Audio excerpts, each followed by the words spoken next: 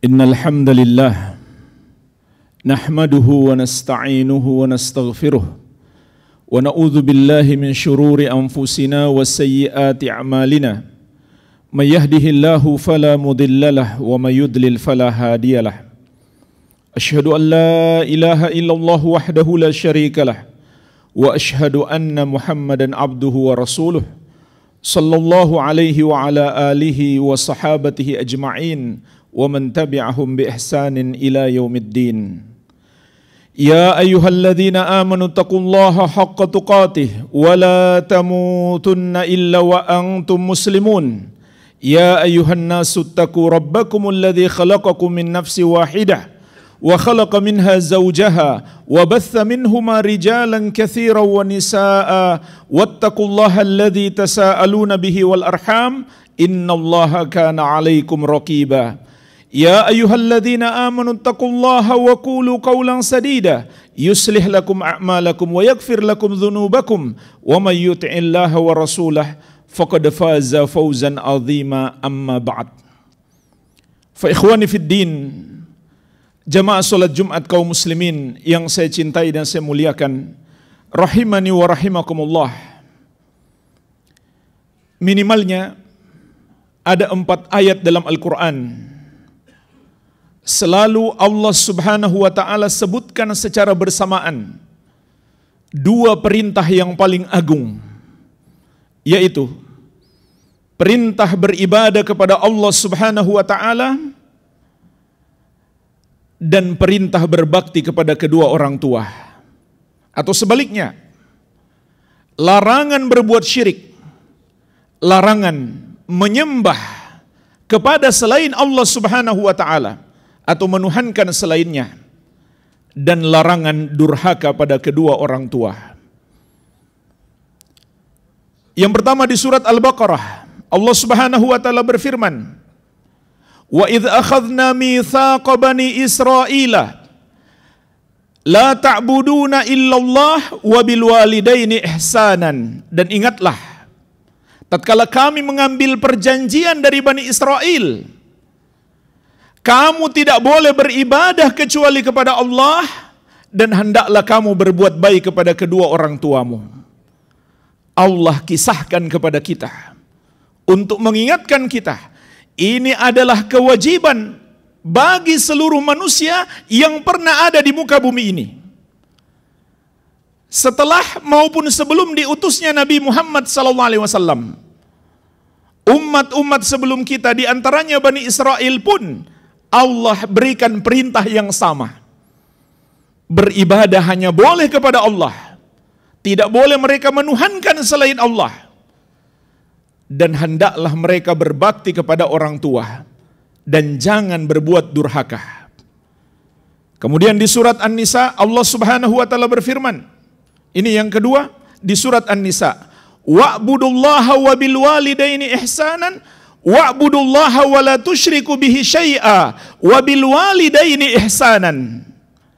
Dan beribadahlah kamu kepada Allah dan janganlah kamu mempersekutukannya dengan sesuatu apapun, dan hendaklah kamu berbuat baik kepada kedua orang tuamu. Begitu pula di surat Al-An'am, yang ketiga di surat Al-An'am, qul ta'alau atlu ma harrama rabbukum alaikum alla tusyriku bihi syai'a wa bil walidaini ihsanan. Katakan wahai Muhammad kepada mereka, kemarilah kalian, aku akan membacakan apa yang diharamkan oleh Rabb kalian atas kalian. Kalian tidak boleh mempersekutukannya dengan sesuatu apapun, dan hendaklah kalian berbuat baik kepada kedua orang tua kalian. Dan yang keempat di surat Al-Isra Allah subhanahu wa ta'ala menetapkan, wa qada rabbuka alla ta'budu illa iyyahu wa bil walidaini ihsanan. Dan Rabbmu telah menetapkan kamu tidak boleh beribadah kecuali kepadanya, dan hendaklah kamu berbuat baik kepada kedua orang tuamu. Dan dalam hadis-hadis jamaah sekalian juga sangat banyak ketika Rasulullah SAW mengabarkan, ala ukhbirukum Ala unabbi'ukum bi akbaril kabair. Maukah kamu aku kabarkan dosa yang paling besar? Maka beliau bersabda, al-isyraku billah wa uququl walidain. Dosa yang paling besar itu adalah mempersekutukan Allah dan durhaka pada kedua orang tua. Maka kita pun paham jamaah sekalian, ini adalah dua hak yang paling agung dalam hidup kita yang harus kita tunaikan. Yang pertama adalah hak Allah Subhanahu wa ta'ala. Apa hak Allah?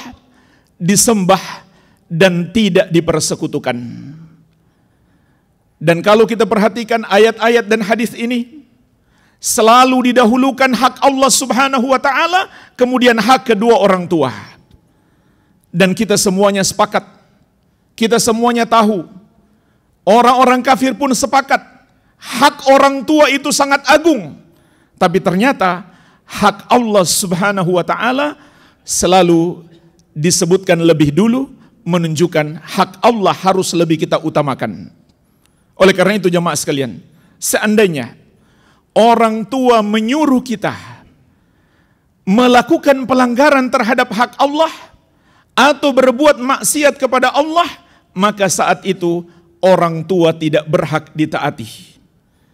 Sebagaimana Allah mengingatkan kita, wa in jahadaka ala an tusyrika bi ma laysa laka bihi ilmun fala tuti'huma. Apabila kedua orang tuamu memaksamu agar kamu mempersekutukan aku yang kamu pasti tidak punya ilmu tentangnya, maka jangan kamu taati keduanya. Jangankan sekedar menyuruh atau mengajak, memaksa sekalipun, kata Allah, jangan kamu taati keduanya. Namun jemaah sekalian, perhatikan lanjutan ayat. Allah Subhanahu wa ta'ala masih menyuruh kita, wasahibhuma fid dunya ma'rufa. Pergauli orang tuamu yang kafir itu, yang memaksamu untuk kafir di kehidupan dunia ini dengan pergaulan yang baik. Subhanallah, menunjukkan betapa besarnya hak orang tua. Sampai orang tua yang kafir sekalipun Allah masih menyuruh kita untuk memperlakukannya dengan baik.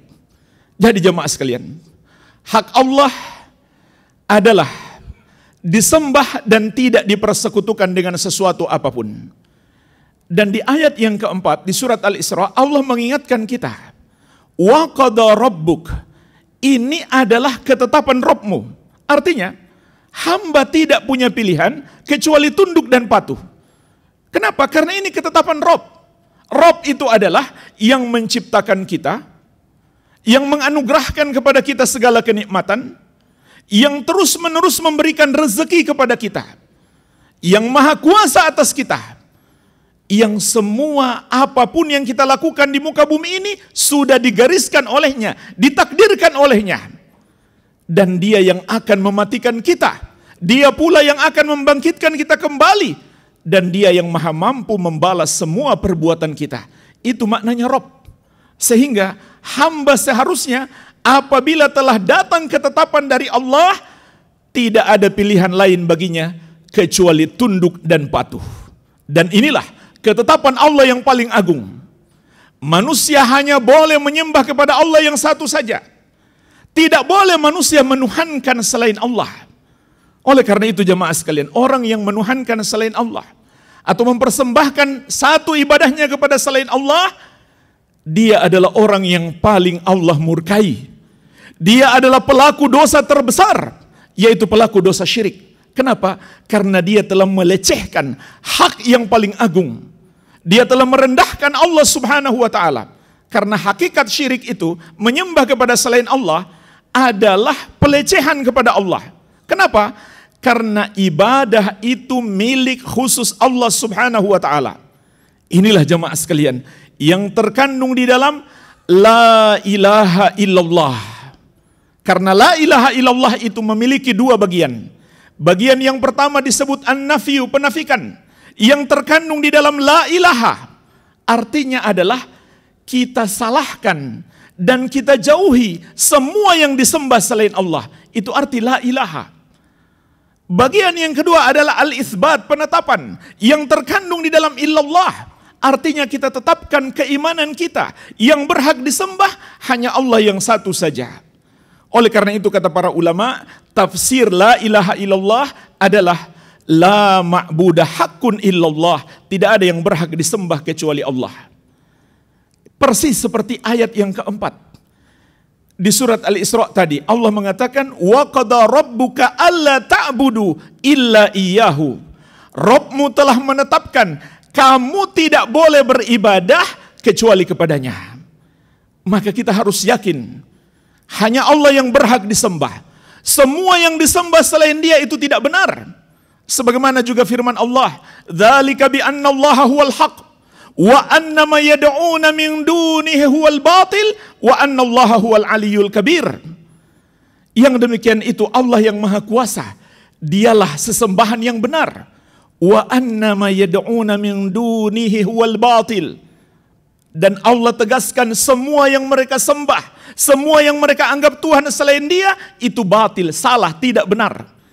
Ini keyakinan asasi seorang muslim, membenarkan dan menyalahkan. Membenarkan penuhanan hanya boleh kepada Allah dan menyalahkan semua bentuk peribadahan kepada selain Allah Subhanahu wa taala. Dan Allah jelaskan mengapa demikian, wa annallaha huwal aliyyul kabir, karena hanya Allah yang maha tinggi lagi maha besar.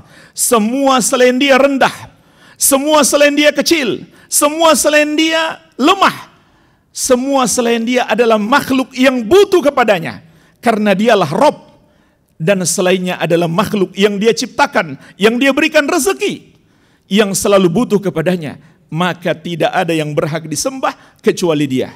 Oleh karena itu jika ada seorang muslim membenarkan, tidak menyalahkan perbuatan menyembah atau menuhankan selain Allah, berarti dia tidak lagi beriman kepada Allah. Berarti dia dustakan ayat-ayat ini. Berarti dia tidak tunduk pada ketetapan Allah.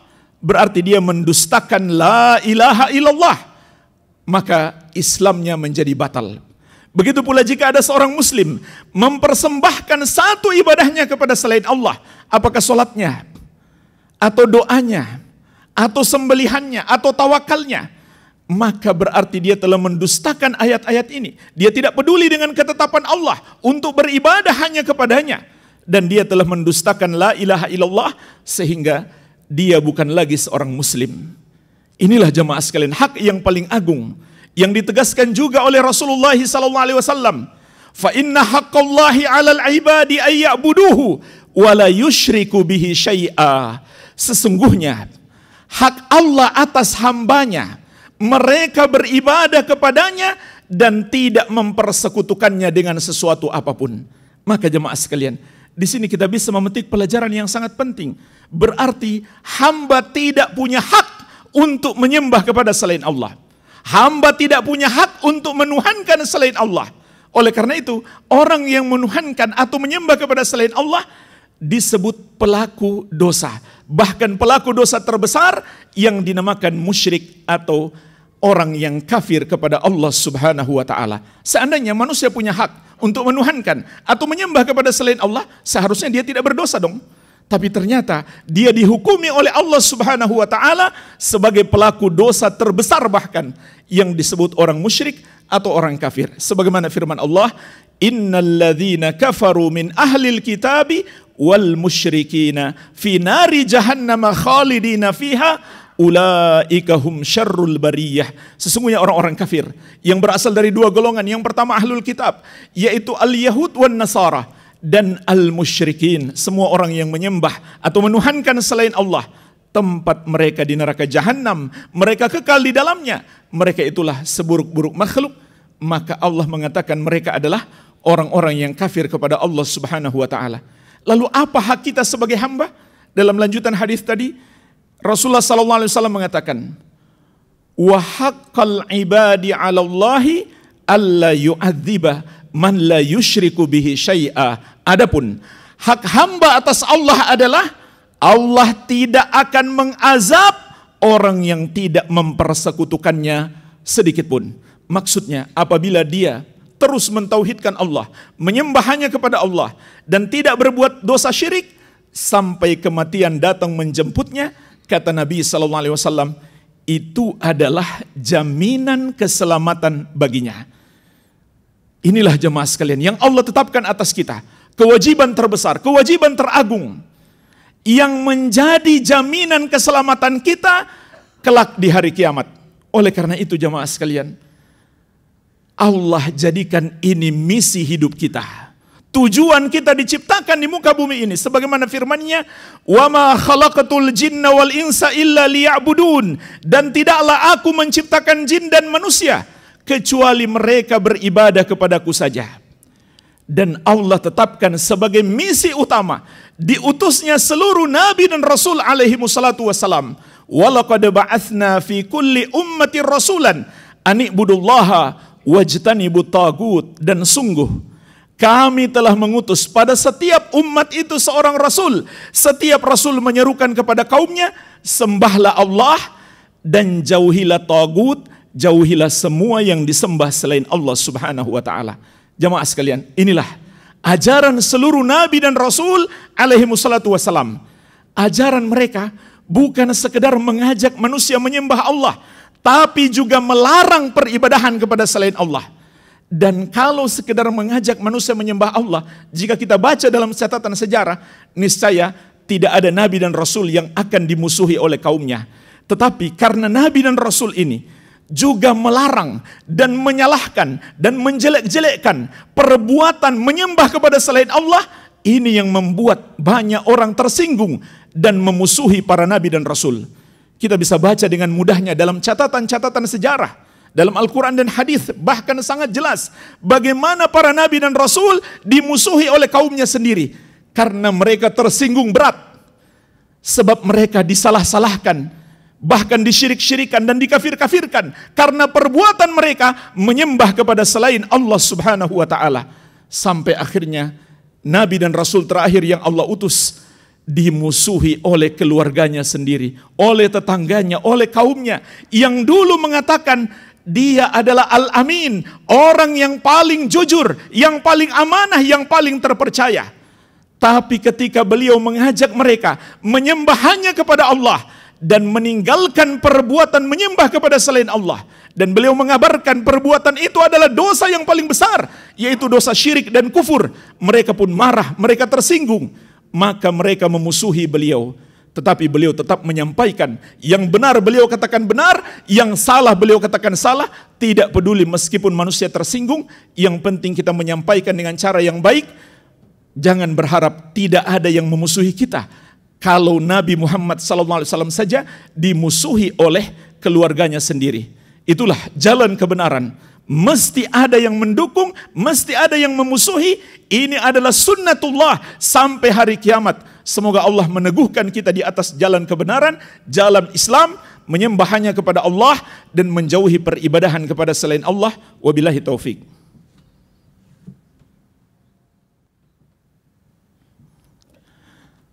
Alhamdulillah, wassalatu wassalamu ala rasulillah wa ala alihi wa sahbihi wa man walah, wa la hawla wa la quwwata illa billahi, amma ba'd.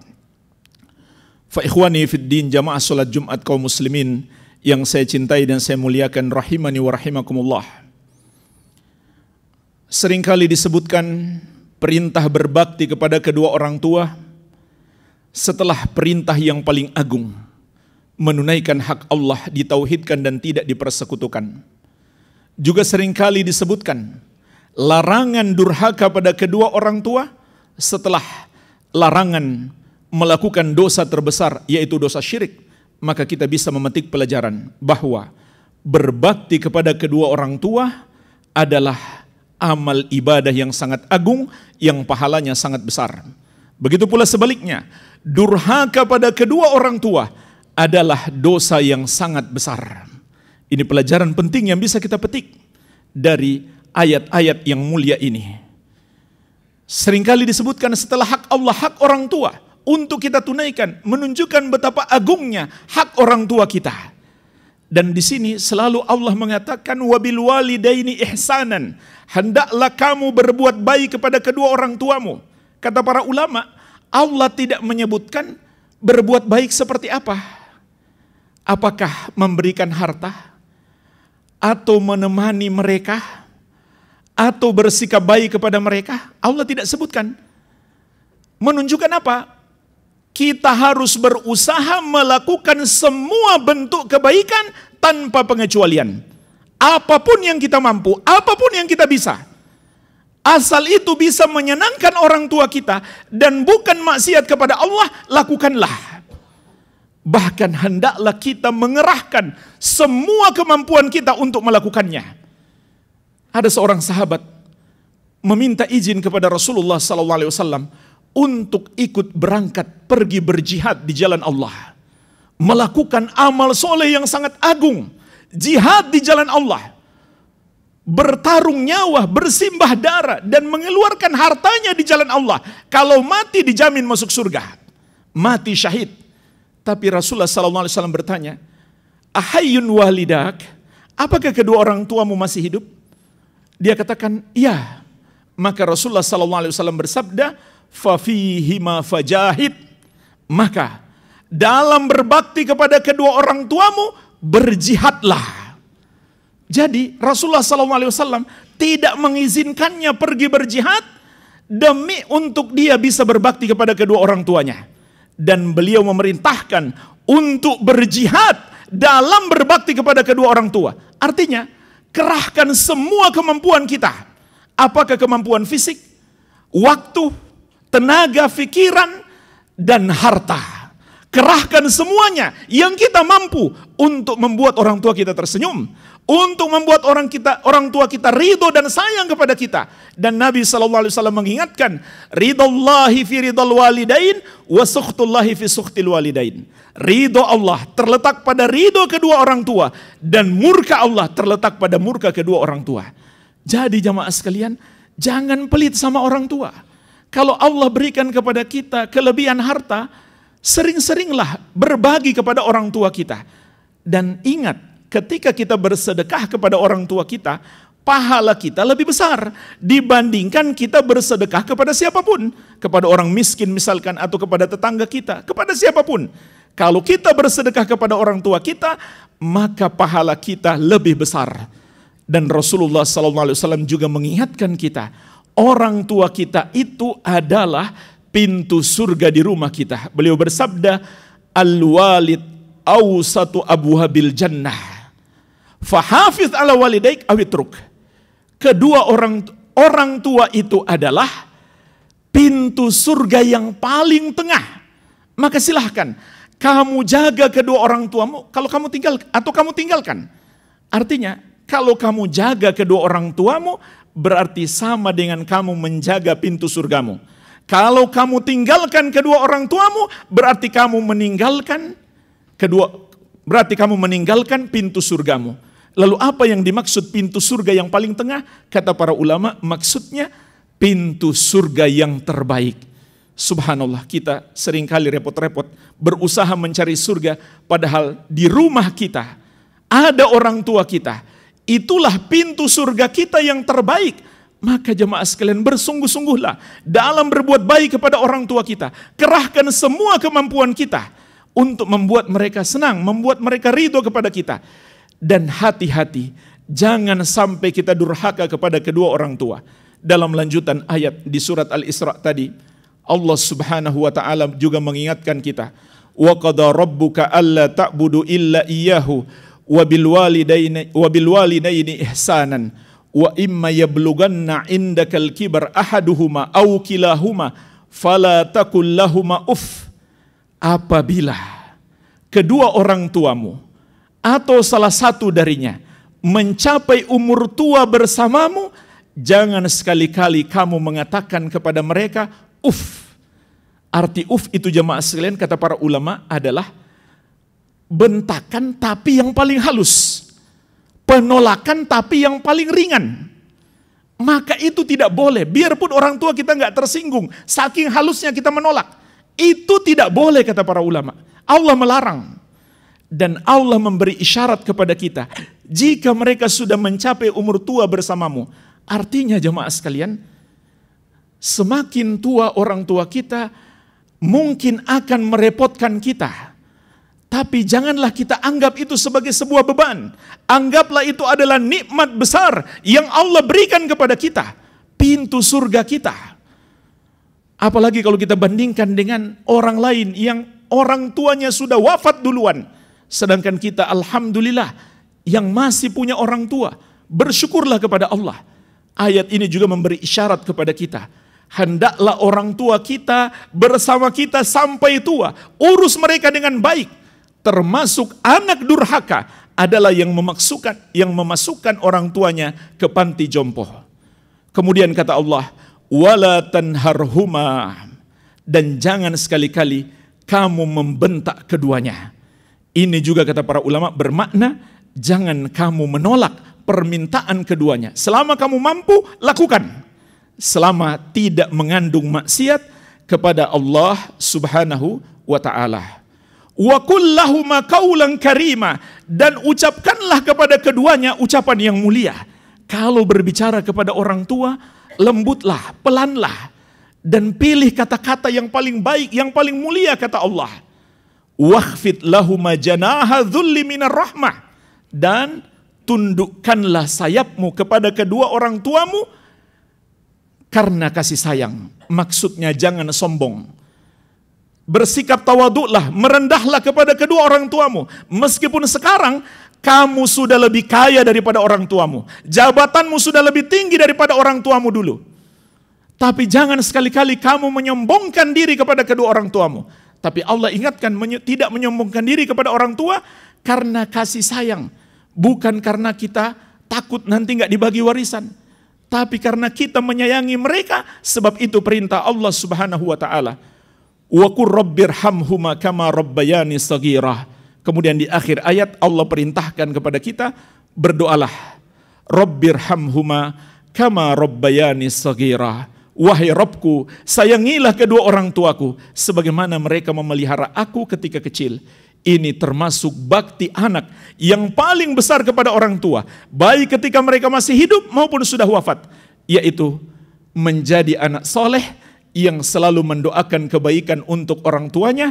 Ini adalah amalan orang tua kita yang tidak akan terputus.